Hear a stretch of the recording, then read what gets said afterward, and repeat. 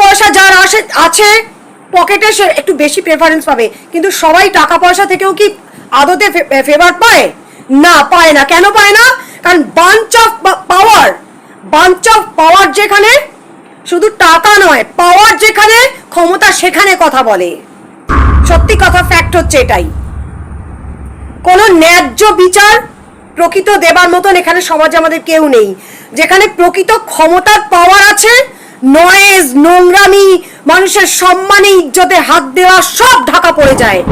Parallelly মানুষের life collapse হয়ে যায়, কেউ তাকায় না ফিরে, কেউ দাঁড়ায় না। মানুষ চিৎকার করে ধ্বংস হয়ে যাচ্ছে, কেউ তাকায় না ফিরে।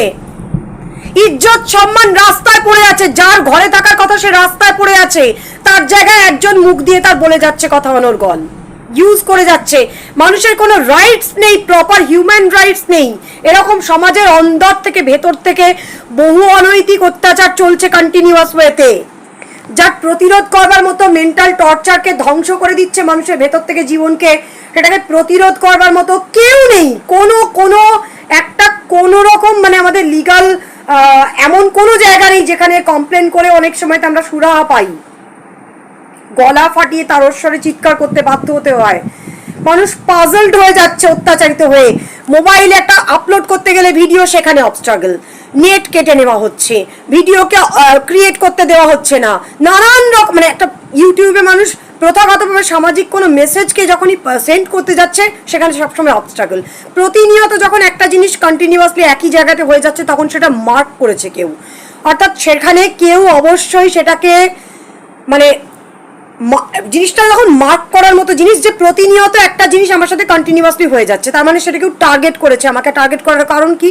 তার মানে কারোর ধান্দা আছে আপনার জীবনকে ইউজ করার, বা আপনাকে টেনে বাইরে নিয়ে গিয়ে বাজারে বিক্রি করবার বা বাজারে ইউজ করবার।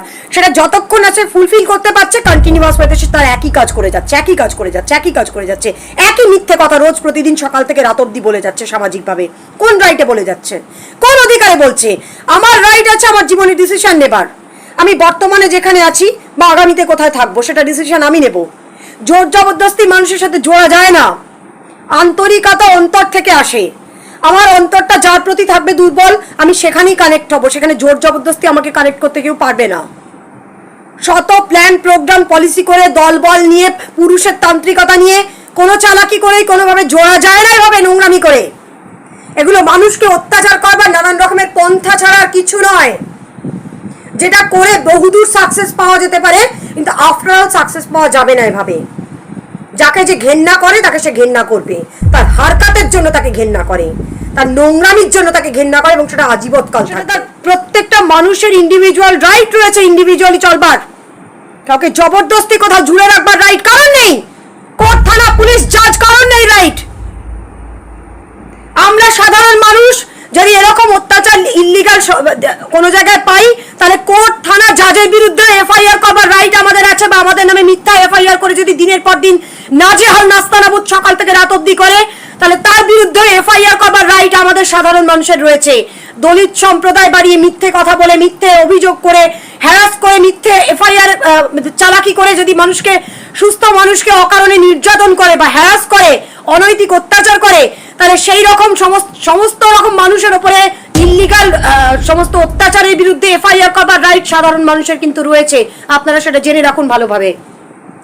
আমাদেরকে যদি সুস্থ মানুষকে অসুস্থ বানিয়ে মিথ্যা কথা বলে, অন্যের যেটা আমার সাথে লিঙ্কই নয় যে জগৎটা, সেই জগতে আমাকে যদি হিড় করে জবরদস্তি, যদি আমার সাথে কোনো লিঙ্কই নেই, আমার কোনো ব্যাপারে যোগই নেই, আমার সাথে কেউ কথাই বলছে না, তাহলে আমাকে ডিস্টার্ব করে যাচ্ছে কেন কন্টিনিউয়াসলি? তার মানে আমার লিঙ্ক আছে অবশ্যই, এবং আমি মূল সেখানে গোত্র।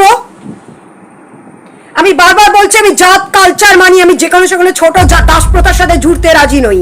আমি যে কোনো জাতি ধর্ম, আমি হিন্দু, আমি খ্রিস্টানের সাথে জুড়তে রাজি নই। ঘেন্না করি, বাস্তবে আমি ঘেন্না করি। বারবার বলে আসছি আমি একটা কথা।